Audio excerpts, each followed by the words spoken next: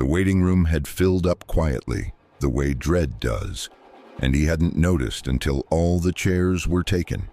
Martin had arrived at 7:14 p.m. He remembered the time because he had checked his watch in the elevator, the way you do when you need something precise to hold on to. Claire had gone through the double doors at 6:50. A nurse had said the surgery would take 6 to 8 hours. Martin had done the math, then done it again, then stopped doing it. The waiting room was on the 4th floor, 3 rows of gray chairs bolted to the floor, a television mounted high on the wall, muted, cycling through a home renovation program nobody watched. A vending machine that hummed at a frequency just below comfortable. Outside the windows, the city sat still beneath cloud cover, and sometime before 9, the rain had started. Martin did not notice the rain. He noticed the woman across from him first, mid-60s, a canvas handbag held in both hands, the way you'd hold something you might need to throw. She wore a yellow cardigan. She was looking at the floor. He didn't remember her arriving. Then the man in the wet coat, 3 seats down, angled slightly away. The coat was dark, beaded across the shoulders. His shoes left no marks on the linoleum. Then the girl, maybe 16, knees pressed together, staring at the grout between the tiles, dark hair hanging forward, hands flat on her thighs. Martin looked at the clock on the wall, 11:47. The room had filled.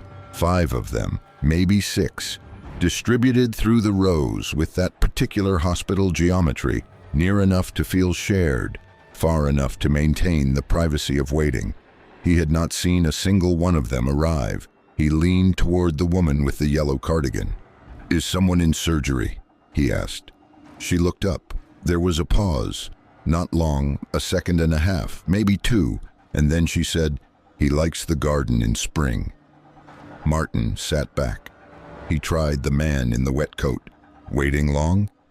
A reasonable question. Something neutral.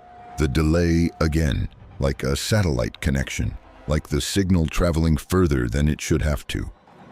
"She used to leave the light on," the man said. The vending machine hummed.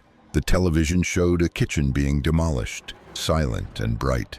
Martin did not try again.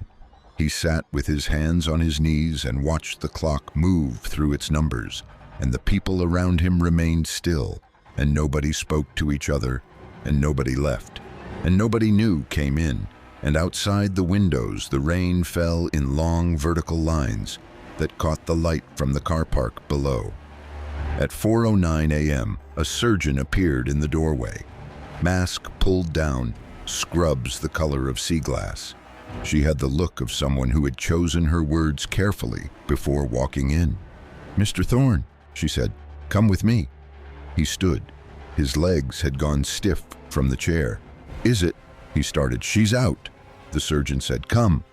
Martin turned to look back at the room, some instinct, some residual politeness, the idea that he should acknowledge the others who had waited with him through the long hours.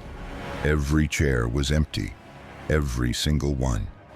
He stood in the doorway and he looked at the room, and the gray chairs sat bolted in their rows, and the vending machine hummed, and the television continued its silent demonstration of ordinary life, and the chairs were empty.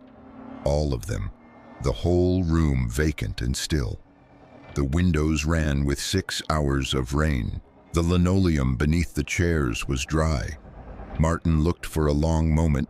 Then he turned away and followed the surgeon down the corridor, and he did not ask her, because he understood that the answer would be worse than the question, and some costs, once counted, cannot be uncounted. Behind him, the vending machine went quiet for the first time all night.